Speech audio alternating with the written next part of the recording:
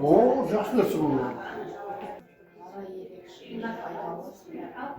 Ол ақсақал өте кішіпейіл болған, өте қонақжайлы болған. Қонақжайлы сол, ол кісі пенсияға зейнеткерлікке шыққаннан кейін далада қыдырып жүрсе, кез келген қазақпен амандасып, танитындарын да, танымайтындарын да үйге қонаққа шақырады екен. Түскі асқа ол кісі ет дайындайды екен, қазақтың бешбармағы. Солар көшеден жаңағы көрген кісілерді үйіне алып келіп, дастархан басына отырғызып, бешбармағын беріп, бәрілердің ауылдың әңгімесін тыңдайды екен ең бастысы. Ауылда не болып жатыр деп. Көрдің бе? Вот сондай бірінші хатшы болған. Аты енді одаққа аты жайылған ақсақал ғой ол кезде.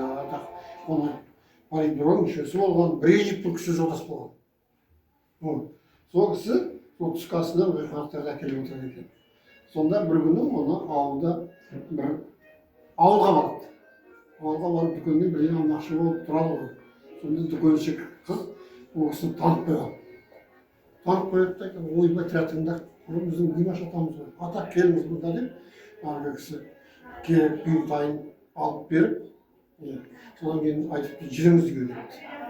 Содан түскі асқа сіздің кеше мына жаққа өтіп бара жатқаныңызды естіген дейді. Енді қайтып келе жатқаныңызды тосып жүрген депті әлгі келіншек. Сосын үйге алып келіп, алып келсе тамағың бәрі дайын, сосын дөңгелек үстелге, қазақи үстелге отырғызып, үстелдің бәрі төсеген ғой. Сонда кетіп бара жатқанда келіншек айтыпты дейді. Ал ата депті, мына кішкентай балаларымда мына сіз отырған бөстекке аунатып алады. Бұл қазақи ырым, яғни жұғысты болсын деген сөз. Вот сондай болады. Өте күшті азамат болған, елдің сыйлысы болған, Қазақстан бірнеше жылдар басқарған, қазақтың атын шығарған.